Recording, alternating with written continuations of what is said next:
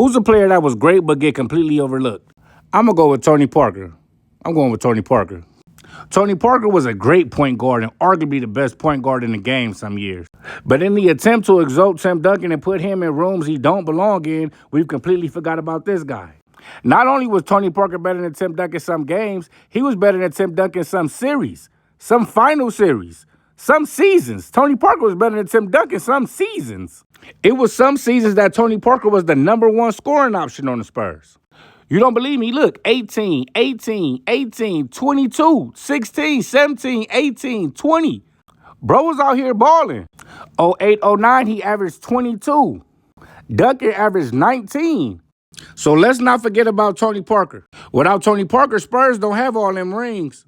I'm telling you, look, in 05, 06, he averaged 18.9.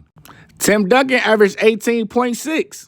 2010, 2011, Tony P averaged 17. Duncan averaged 13.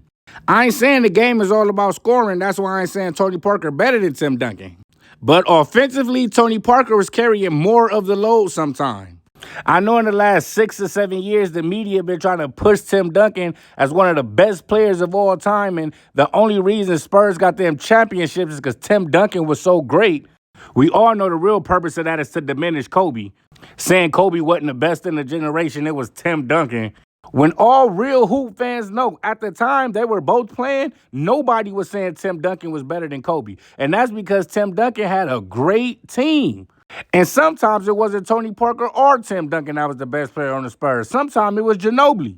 Or maybe even Steven Jackson. So let's take Tim Duncan off the pedestal he don't belong on so we can give his teammates the proper credit. Tony Parker. Tony Parker, one of the best point guards of his generation. Let's never forget.